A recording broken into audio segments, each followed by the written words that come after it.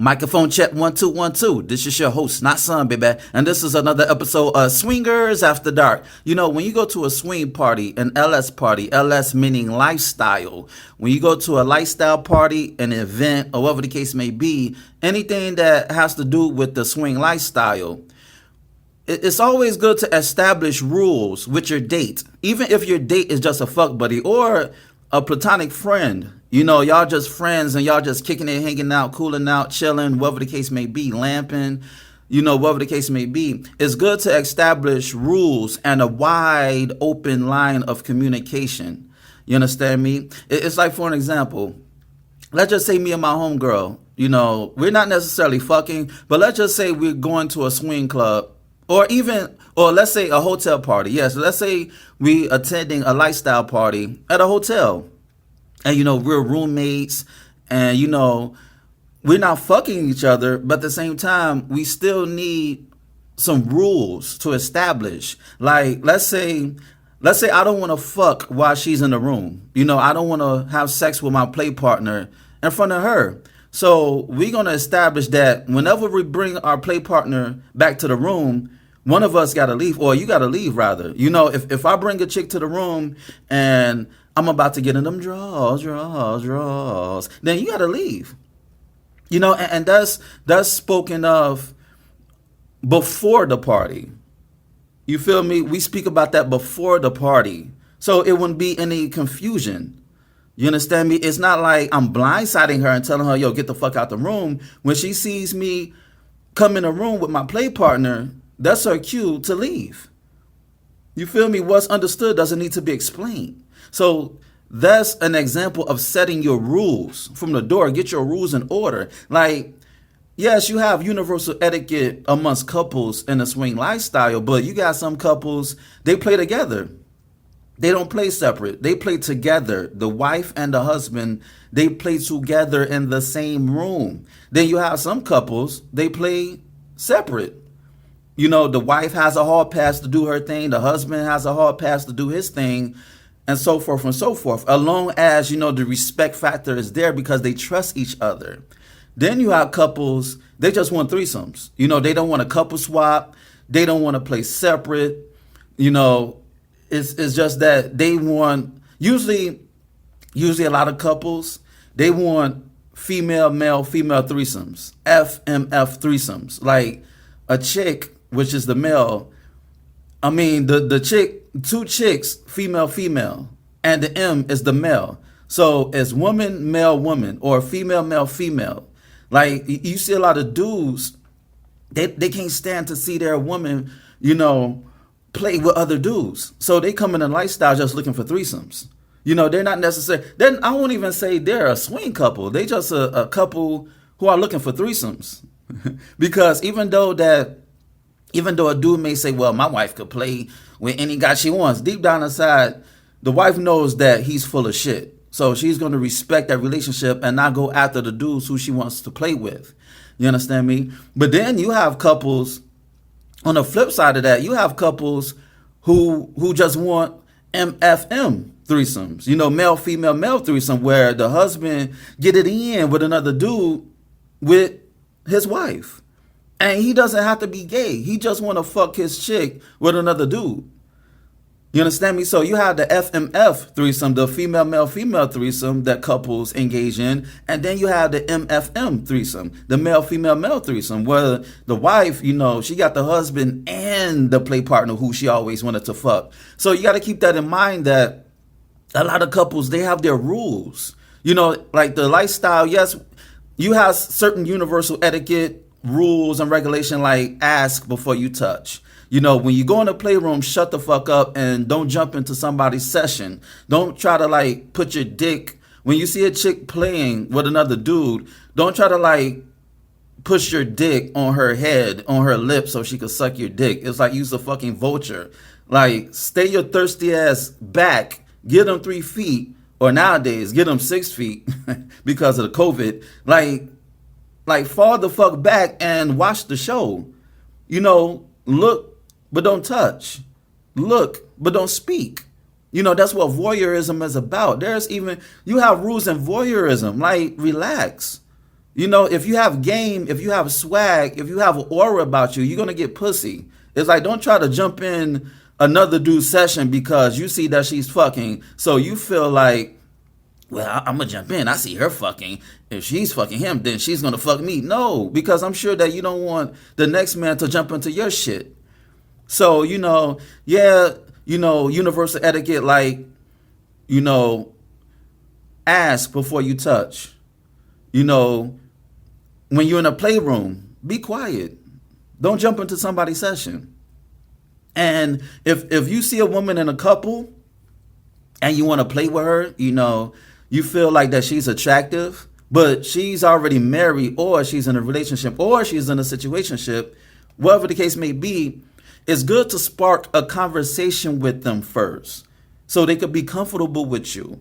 Be attentive to the male in that situationship or relationship, just like you're attentive to the female. Yes, you want to fuck this female, but this dude loves this chick, or he cares about this chick. So you got to speak to him. That's an unwritten rule. You got to speak to him so he can see that you're good money enough to fuck his chick, his date, or whatever the case may be. You know what I'm saying? It's like, have a conversation. Let your personality shine. You feel me? So it's all about getting to know each other. Yes, we want to fuck. Yes, that's why we're here for. But at the end of the day, we're still human. You understand me? It's like, have a conversation with them first. Communicate with them first so the dude could be like, okay, playboy, have at it. Have fun.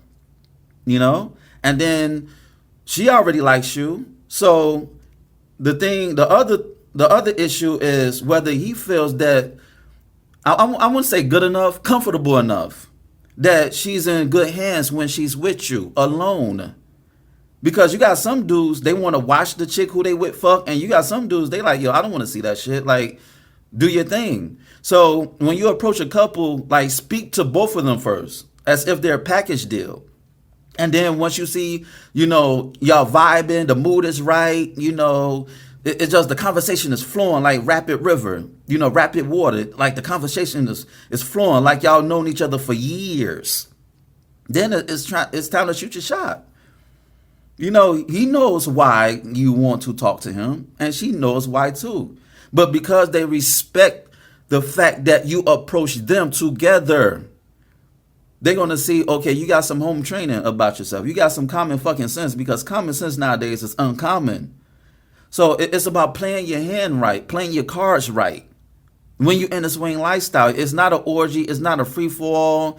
It's not a swing lifestyle could be a fuck party, but a fuck party could never be a swing party. Because a fuck party, like, you could ditch school. Like in high school, you probably played hooky with your homies and with your homegirls, and y'all just had an orgy, a free fall, But in a swing lifestyle, you're dealing with adults who may have a lot to lose. Or they don't have a lot to lose. They have their own rules. You understand me? They have their own rules. So it's good to have a conversation with people first.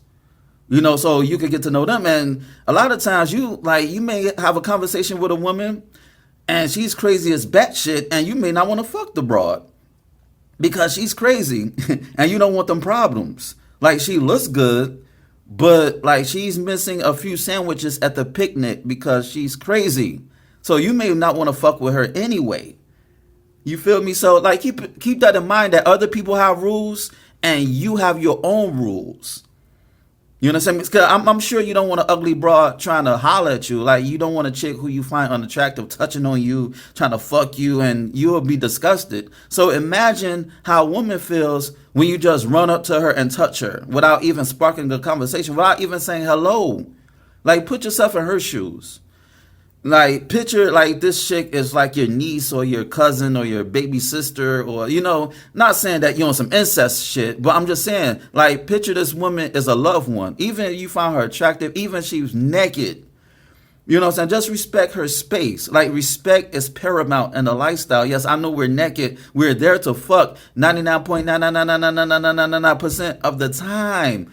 But it's good to set rules and regulations and standards. So, you wouldn't have a situation where, you go to a swing party and, you tell your homegirl that you're not fucking that night, but she's mad at you because she sees you knee deep in pussy, but she's like, yo, I thought you said you wasn't playing tonight. So it's like, if you set a rule, make sure you stick to that rule. Make sure you stick to that rule. It's like you can't change the game in the ninth inning. You can't tell your date, yo, you can fuck any dude that you want to fuck at a party. And then when you see her fucking, you catch feelings. And we deal with facts over feelings, baby. Yes, facts over feelings. Like, it's a fact that you gave her the green light, the hall pass to play. You may tell her to take care of home first. Like, you may say, okay, you could fuck the guy who you desire, but make sure you fuck me first. Take care of home first. People have that rule. So it's good to establish rules, and not only establish rules, but also stick to those rules. Let your word be your bond. You feel me? So, I just want to put that out there because people, they have this misconception. They have this misconception of the swing lifestyle. It's like the fucking Wild Wild West, but no, it's not the Wild Wild West. It's the NBA. Like, the NBA got rules of the game. This is not a pickup game that you and your homies, y'all just playing at a fucking park, and there's no fouls, there's no hand checking, no charges. It's like anything goes, And the reason why I said that's the difference between a fuck party and a swing party, because a swing party got rules and regulations. A fuck party, you know why you're there for. At swing parties, you're dealing with feelings.